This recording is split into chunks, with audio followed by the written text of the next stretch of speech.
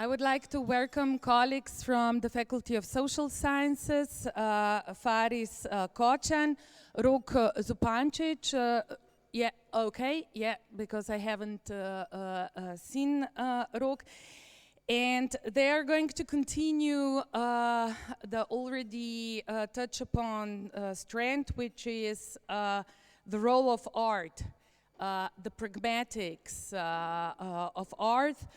Are you also engaged in the project Anxious Peace together? So yes. So Faris and Rok are active together with other researchers in a project that basically touches upon, or researchers, post-Yugoslav region, many post-conflict countries in ex-Yugoslavia.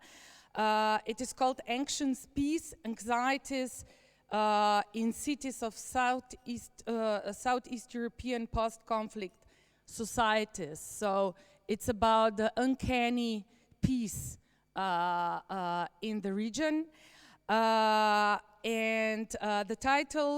Under the title Ethnic Distancing Through Aesthetics in Bosnia-Herzegovina, appraising the limits of art as a peace-building tool with a socio-psychological experiment. Please, Faris, I'm trying to avoid this. We're talking about Bosnia-Herzegovina a lot. And maybe also about Kosovo. Maybe it's something that we go from a regional, global perspective we should talk about.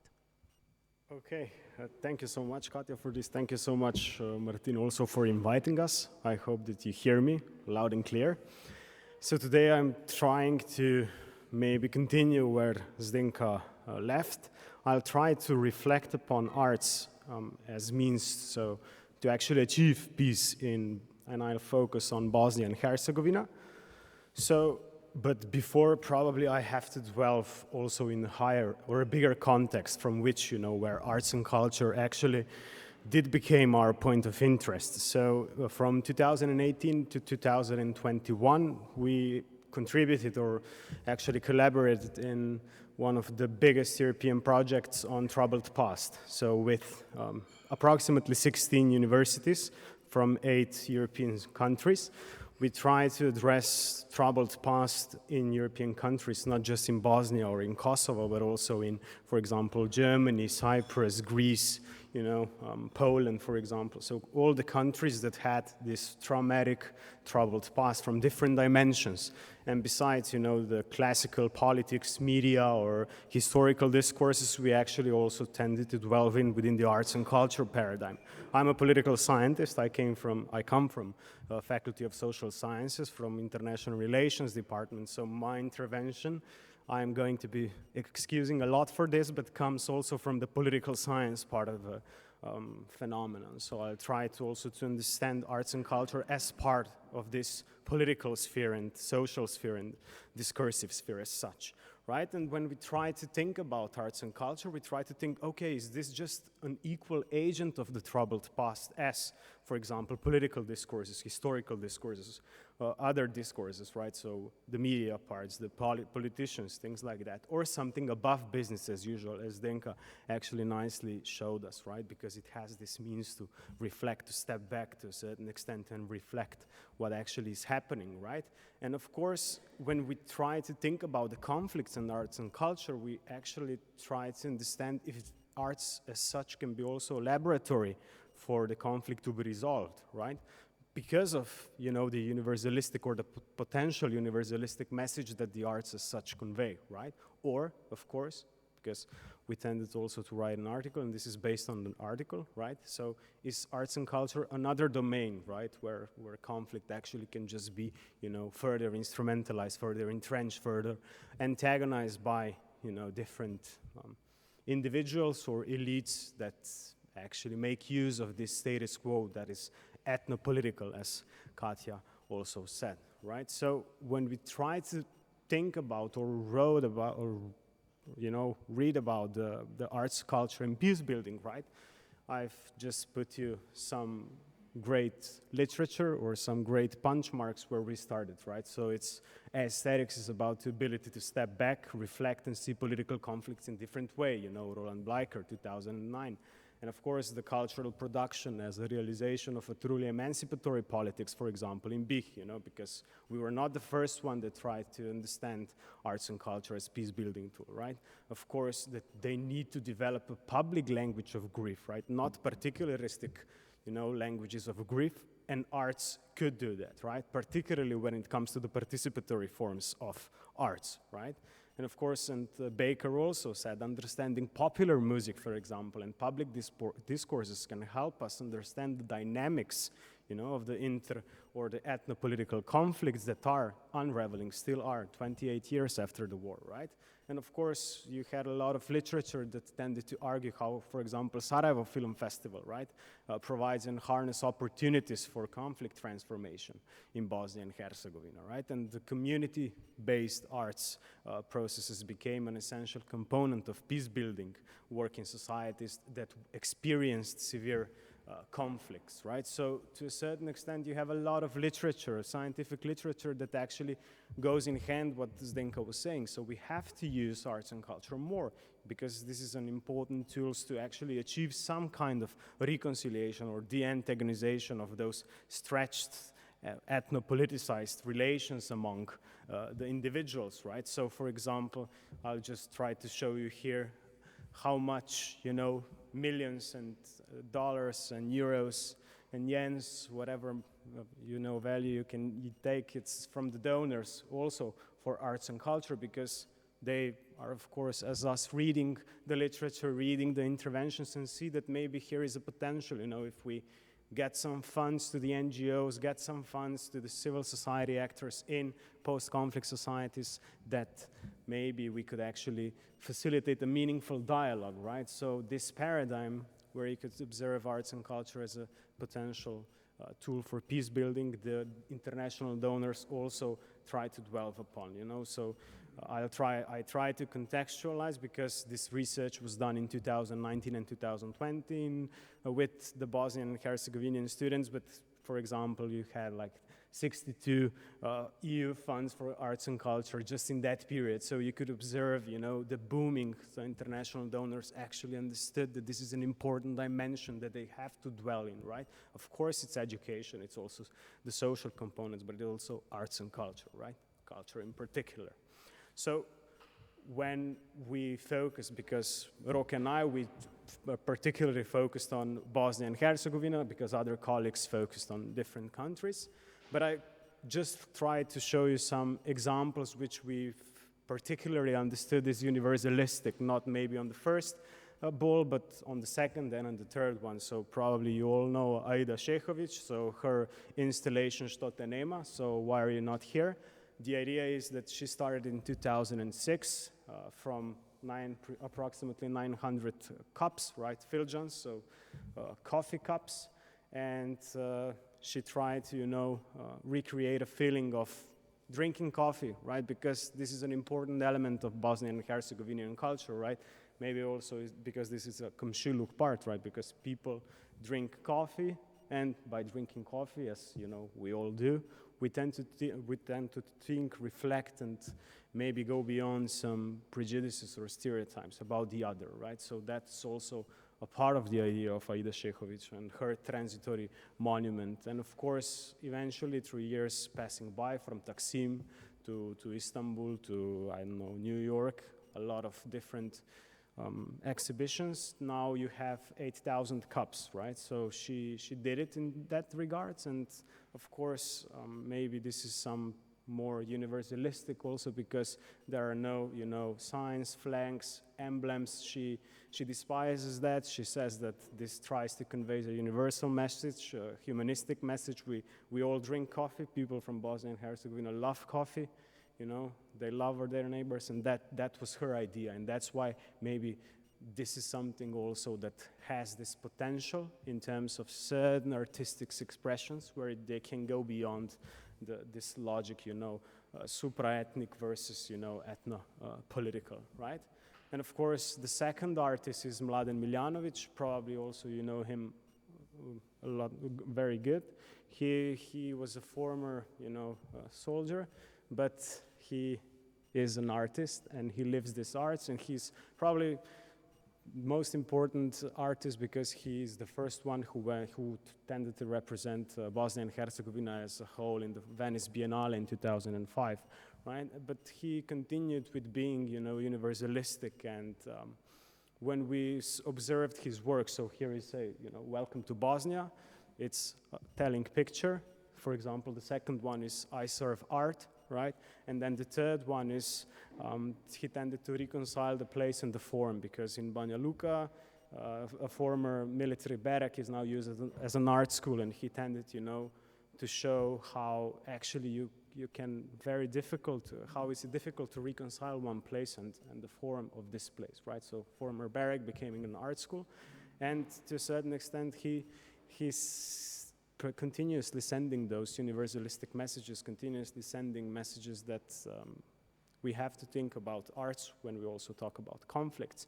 And in 2019, when we were in Banja Luka with him, we said, Mladen, could we maybe, for example, use your arts as in our experiment? And he was like, yes, you could do it, because it's really interesting also for me to observe how actually people perceive my arts. Is it impactful? Is it relevant? So I'm going to present you also the results about that, because we took one of his installations, masked it in order to understand how people actually perceive, this arts, which tends to be high arts, right? Not collaborative or popular culture, but more into this high arts phenomenon. But of course, you have also certain artistic expressions or installments or monuments, that are not universalistic, that tend to have this strong ethnopolitical connotation. For example, I just give you one example of the installation in Sarajevo in 2016 from the Anti-Dayton group or Anti-Dayton Grupa.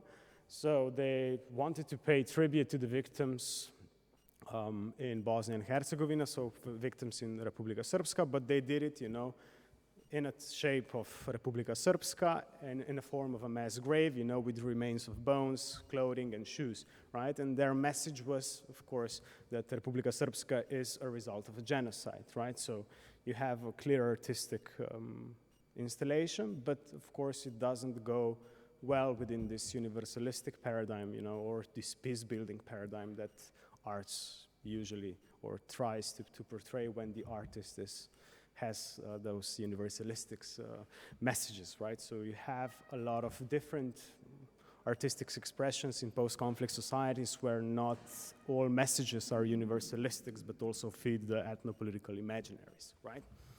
So, as I somehow said, we took one of the installation of Mladen Miljanović. It's called The Future, right? So he did that in 2017.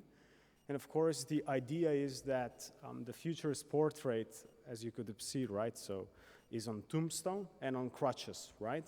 So it's made of violence, and he said that this is, a dead, long-forgotten possibility lost in the sky of the cosmos, right? But future stands like a man, he said, right? Leaning against the wall and staring at us, the present, right? And future, as he actually tended to portray, is a wounded man whose image projects the bleak and uneasy perspective of a physically and psychologically traumatized humanity's future, right? So, but future, as he always says, is full of hope, right? And the future looks at us, at the present, and it's clearly playing the role of mirror in shame, a heart-smothering reminder at the consequent permeability between the now and the possible long-term outcomes, right?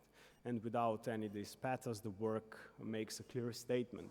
We, the present, so we have all the keys in hand not to turn future into a wounded, lame perspective, or worse, to bury it, right? So very strong message, very telling one. So you could observe on tombstone, future, and then on the crutches, right?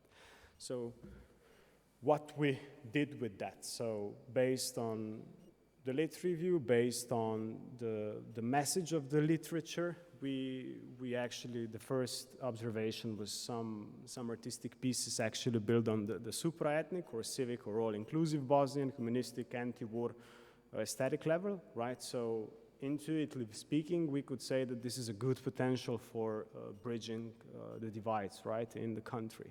And of course, you have other artistic pieces with an ethnic character, right? So intuitively speaking, you could say this could be obstacle or detrimental, right, for bridging divides in, for example, this is in Bosnia and Herzegovina, right? So in theory, the existing literature says that arts have the potential and that art can actually help transform the conflict and build some durable or lasting peace, right? So that's the omnipresent idea of art, right? So our research questions in that regard was, so what kind of arts and culture is perceived to have the potential for peace building, right? And if supra-ethnic art, right, has by definition more potential, is it really that the case, right? And is a supra-ethnic piece as the future, right, that can be, unconsciously ethnicized, because, every art has its author, and the artist, in post-conflict societies tends also to be ethnicized. And we also try to play with that imaginary, right? Does that have any effect when people evaluate it? Does it make sense if Mladen Miljanović is the artist, or Mevludin Šehić, or Ante Šimić, for example, right? So how do people evaluate that component, right? The name of the artist, even though the message is universalistic, right? And then maybe does each piece of art inherently contain, an ethnic character, right? So what we did, right? Okay, taking the picture, taking the installation of future, and ethnicizing the piece, right? So what we did, we actually tried to consist of, 3 installations. So Mladen Miljanović from Banja Luka became also Mevludin Šehić from Sarajevo, and then Mladen Miljanović also became Ante Šimić from Široki Brijeg. So that was the idea, because we were, of course, with students from University of Sarajevo, University of Pale, Banja Luka, and Mostar, right? So in Sarajevo, Mladen Miljanović also became Mevludin Šehić from Sarajevo. In, Pale and Banja Luka, it also became Mevludin Šehić, and then in Mostar, so Mladen Miljanović was left from the equation and became Ante Šimić from Široki Brijeg versus, Mevludin Šehić from Sarajevo, right? So, and of course, everything with the consent of Mladen Miljanović, because he said that that would be something also of interest to him. So if, the artistic piece can be ethnicized also by students, right? And of course, students, when we came there, we had 114 students from different ethnic backgrounds. We tended to, also analyze this intra-ethnic variation, right? And we had different questions, perceptions also among the men and the women. So if they evaluate the artistic piece differently, so we tended to also understand if ethnicity of an artist is a stronger determinant than the artistic installation itself. And of course, which variables actually mediate the ethnicized perceptions of the installation, right? And of course, because we deceived students, that's why we are calling it a social-psychological experiment, because we lied, right? We had strong debriefing sessions with the students, because that's something that you have to do it. And when we talked with the students after, they give answers, we asked them who was the author of the installation, and nobody said a thing. So there were somebody from Sarajevo, somebody from Široki Brijeg. So you could observe that they couldn't care less, actually, about from where the installation was or what was the name of the author, right? So that was a really good indicator before, we did the analysis. But it was very important that they actually didn't care or didn't actually make a remark from where the installation as such was, right? And of course, this was actually established also after the analysis, because the results show that there is no significant statistically established pattern to argue the ethnicization of the installation, right? So this in advance prescribed unethic momentum of trans-ethnic artistic installation with the potential to deconstruct the ethno-political debates were not automatically, right, acknowledged by students. So that's a positive thing, right? But the problem was that they actually didn't perceive on arts as a relevant tools of peace building, right? Not particularly the future. So that's the problem. They didn't evaluate installation via ethnic lens, but they didn't give any meaning or value to, the future or this type of arts in, achieving durable peace or reconciliation in Bosnia and Herzegovina. So that was, for example, one of the problems or issues or challenges, right, of this artistic installation, right? So our first research question, so what kind of culture has the potential? So the findings somehow insinuated that high arts, right, as such as the future, have limited potential, but are promising in preventing further, polarization of the ethnic groups in Bosnia and Herzegovina. That's maybe something that was also important, right? It didn't polarize the people. And the second, right, so if supraethnic has by definition more potential, right, is this really the case? And probably the answer is yes and no, right? If we're talking about the potential of not further dividing the people, then yes. But, if we're talking about giving a lot more, funds, or actually giving a lot more emphasis in high arts when trying to reconcile the people, or going into this reconciliatory paradigm, then probably high arts as such, no, right?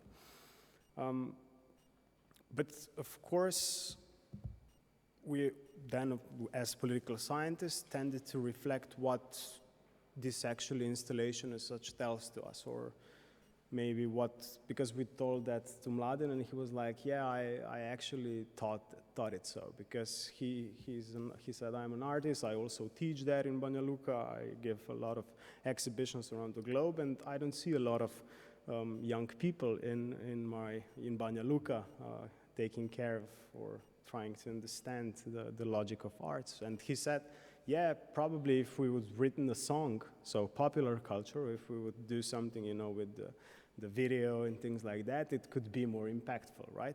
Because this, to this extent, is so intersubjective, is so hidden that actually they don't ascribe to me as such, right? So, and when we talked about the policy relevance, we thought, okay, so the European Union or international donors, they give some money to the NGOs, to the civil society sectors, but what kind of arts should they promote, right? Is it better to promote than the high arts with limited impact, or popular arts with potential bigger impact, but also potentially bigger polarization impact, right?